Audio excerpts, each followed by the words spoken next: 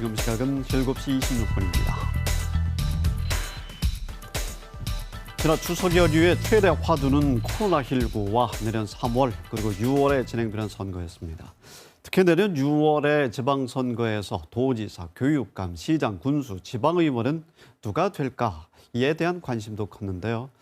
그런데 내년 3월 대선에 가려서 6일 지방선거는 빛을 잃을 수 있다. 이런 우려도 적지가 않았습니다.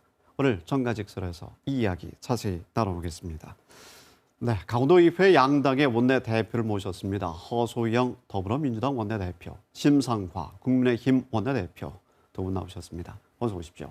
네, 반갑습니다. 안녕하십니까? 네, 일단 이 질문부터 좀 여쭤보겠습니다. 두 분도 당사자이기도 한데요. 자, 네. 각각 지역에 지금 시장 선거가 하마평에 오르고 있는데 대선이 3개월 뒤 지방선거를 집어삼킬 것 같다는 우려에 대해서 자, 먼저 두 분께서는 이런 세평을 어떻게 보시는지 궁금합니다. 네, 심 대표님. 네, 아무래도 대선이 지방 선거보다 이제 3달 먼저 치러지기 때문에 네. 대선에 이제 대한 관심이 지방 선거에 대한 관심을 앞서 나간다고 지금 볼 수가 있습니다. 네. 대선이 끝나면 이제 곧바로 지방 선거가 시작될 텐데 그러면 지방 선거에 대한 강원도민의 관심들이 더 커질 것이라고 네. 보여지고요.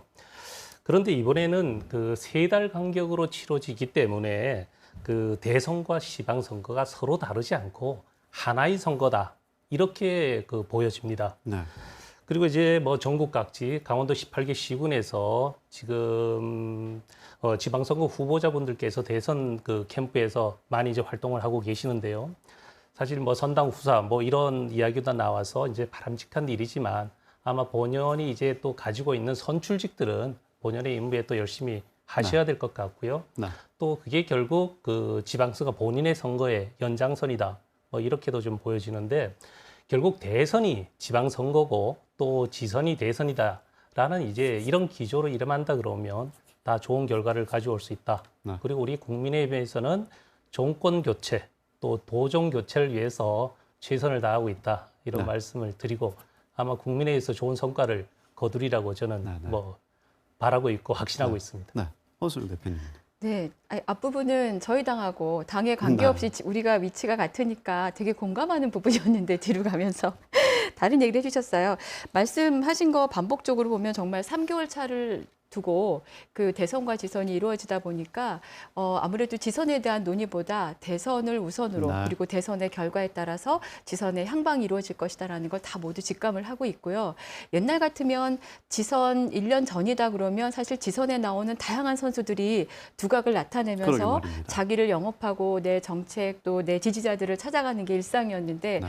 지금은 저희가 주된 영업 대상이 저희 자신이라기보다는 대선 후보들이죠. 네. 그리고 또 대선 후보 중에서 지금은 당분간 우리 민주당 같은 경우에는 10월까지는 경선 국면이기 때문에 네. 또 각기 다른 각 캠프에서 그 자기가 지지하는 경선 후보들을 위해서 지금 또 이렇게 몰입을 하고 있어서 저 자신, 그러니까 네. 그 지방 선거에 나올 사람 자신보다는 대선 후보에 어떤 사람이 되도록 할 것인가에 상당한 이제 몰입을 할 수밖에 없다. 그래서 이것 때문에 우리 지선 입장에서는 정책 경쟁보다는 정당이나 대선 후보에 누구를 지지했느냐에 따라서 무조건 쫓아가는 깜깜이 네, 선거가 될 수 있지 않을까. 그러게 또 말입니다. 하나는 또 지선에서 워낙 여러 명을 뽑다 보니까 그냥 한 정당을 찍으면 줄줄이로 네. 똑같은 그 정당을 찍게 되는 그런 줄투표, 그러니까 특정 정당의 쏠림 현상도 깊어질 것이다라는 염려도 하고 있고요. 네. 이런 염려를 좀 진정시킬 수 있는 가장 좋은 방법은 대선에서 우리 지역을 위해서 정말 열심히 우리 지역을 이해할 만한 분을 대선에서 뽑는 거. 네. 그리고 그걸 통해서 우리의 어떤 지역의 정책이나 현안들을 연결시켜 나가는 게 중요하다고 보고요. 민주당에서는 우리 지역이 소외되지 않도록 네. 슈퍼위크를 진행하는 과정에서 각 대선 후보들에게 지역의 현안, 핵심 공약들을 공유하고 그것을 다시 지선과 연계시키는 방안으로 진행하고 있습니다. 현실적인 상황과 여건을 인정하고 거기에 맞는 전략을 선거 전략을 지금 펴고 계실 텐데 그 상황에서 지역의 이슈 인물이 덜 조명이 될까 봐 지역에서 걱정을 하는데요. 이 부분에 대해서도 좀 주목해 주시고 상황이 코로나 때문에 더더욱이 지금 대면 활동에 제약을 받고 있는 상황 아니겠습니까? 정치 신인 또 도전하는 입지자의 경우는 더더욱 불리할 텐데 코로나 전국 어떤 변수가 있을 것이라고 보십니까? 변수 중에 변수는 이제 대선이 될 것이고 네. 아무래도 코로나19 때문에 이래저래 저희가 사람들을 만날 기회가 많이 줄었어요. 그래서 모든 것이 다 모르는 상태라면 그래도 들었던 사람에 대한 선택이 좀 쉽잖아요. 이른바 현직 프리미엄은 명백하게 있을 수 있다. 네. 그런데 또 현직이 갖고 있는 가장 큰 맹점은 냉정한 평가를 받는 그 평가 대위에 올려줄 수밖에 없다는 거죠. 네. 그런 측면에서 그동안의 성과가 어땠느냐에 따라서 그 현직 프리미엄을 충분히 이용할 수 있느냐 없느냐가 갈릴 것이고 저희 민주당에서는 지난 9월 10일에 그 광역 기초단체장 또 광역 기초의원 평가 세 칙을 마련을 네. 해서 공표를 했어요. 그걸 통해서 좀 더 촘촘하게 기존의 그 현직들에 대해서는 평가를 하고 그 다음에 정치 신인들이나 접근성이 낮은 분들을 위해서는 가산점 제도를 네. 적절하게 활용할 수 있도록 할 건데요. 뭐 여성 25%, 중증장애인 25%, 그리고 정치 신인 10%, 그리고 네. 청년의 경우에는 연령 구간에 따라서 25에서 10%까지 득표한 것에 따른 그 비례를 가점을 주는 방식으로 갈 거고요. 이렇게 이제 당 차원에서의 평가 기준도 중요하지만 청와대 누가 들어가 있냐에 따라서 또 여러 가지 인력과 이슈를 또 거기가 빨아들이게 되면 지역에 또 여러 공백이 예상되는 부분도 있긴 있습니다. 네. 네. 네, 이해상 변수한테 네, 지금 당장 그 정치 신인들에게는 그 불리한 부분이 없다고 말할 수는 없습니다. 그러나 이제 앞으로 이제 9개월 동안 남아 있는데요. 우리가 예상할 수 없는 아주 다양한 변수가 이제 나타날 것으로 보입니다. 특히 지금 백신 수급률이 낮아지고 또 그 앵커님께서 잘 아시다시피 불합리한 이제 방역 조치 때문에 그 극단적인 선택을 하는 그 소상공인 또 자영업자분들이 지금 그 어려운 그런 이야기가 전해지고 있습니다. 지금까지 코로나19로 이겨내자는 대의로 우리가 희생을 감수했지만 앞으로 어떻게 될 것인가 여기에 대해서 굉장한 또 고민을 하지 않을 수가 없고요. 두 번째는 이제 외교 안보 분야인데요. 네.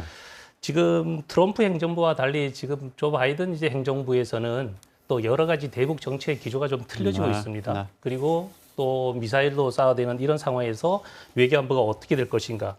또 지금 우리 강원도의 이야기로 가자면 경기도 이제 대장동 특혜 개발 의혹이 이제 화천 대유가 있고 우리 강원도 알펜시아 특혜 매각 의혹에 이제 그 KH 강원 개발이 있습니다.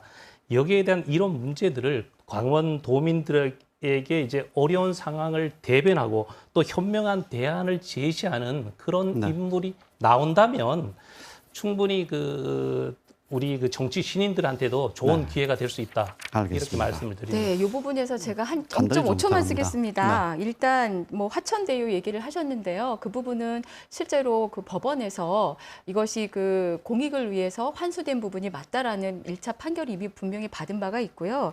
그 다음에 오히려 아까 백신 수급이 낮아지고 있다는데 이거는 지금 꾸준히 2차 백신이다 심지어 부스터까지도 고민할 수 있는 그런 수준까지 좀 왔고 그 다음에 아까 화천대유와 마찬가지로 사실은 당의 그 대표 선수이신 윤석열 후보의 고발 사주 문제도 우리가 그 의혹을 밝혀야지만 그 다음 단계로 넘어갈 수 있을 것 같은데요. 화천대유가 곧 그거는, 강원도 알펜시아라 유사하다. 이런 걸 제가 말씀드리는 것입니다. 알겠습니다. 네. 그럼 시간 때문에 제가 좀 쓰도록 하겠습니다. 1분씩만 좀 드릴 건데요.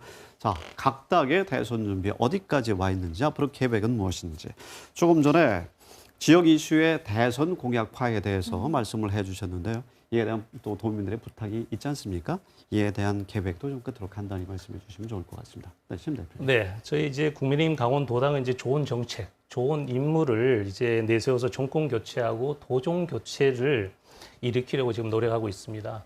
아마 다 강원도민들께서도 다 아시다시피 우리 그 강원도 공무원들께서 퇴직 공무원들께서 많이 입당을 하셨고요. 거기에 아마 좋은 정책이 나오실 것이고 또 그분들이 여기 들어왔을 때에는 우리 최문순 도정이 얼마나 무능하고 잘 못했냐 이걸 보여주는 것이라고 보여지고요. 여기에 대해서 우리 강원도가 좀 더 앞으로 나갈 수 있도록 우리 국민의힘에서 좋은 정책, 좋은 비전을 제시해갖고 강원도 이제 또 앞서 나가는 또 행복 지수를 높여야 네. 되겠다 이런 네. 말씀을 드립니다. 네, 저희는 10월 10일 이후에 이제 민주당 대선 후보가 확정이 되면 바로 양대 선거 기획단을 구성을 할 계획이 있고요. 두 선거를 동시에 준비한다는 거죠. 그래서 당내 인사뿐만이 아니라 전문가들을 망라해서 영입을 하고 또 지선과 대선 공약을 연동시킬 수 있는 그런 방안을 모색을 할 겁니다. 결과적으로 우리 당도 또 국민의힘도 마찬가지로 우리 강원도의 미래를 책임질 또 강원도의 삶을 바꾸어낼 수 있는 좋은 인재들을 영입을 하는 것이 상당히 중요할 것이고 동시에 그런 그 좋은 청사진을 내는 것, 네. 정책 공약을 내는 것이 중요하기 때문에 그에 방점을 두고 있고 또 인재영입위원회도 운영할 계획입니다. 약 9개월의 시간이 남았는데 앞으로 상황에 따라서도 이 자리에서 도민들께 계속 설명을 부탁드리겠습니다. 두 분 고맙습니다. 네, 고맙습니다.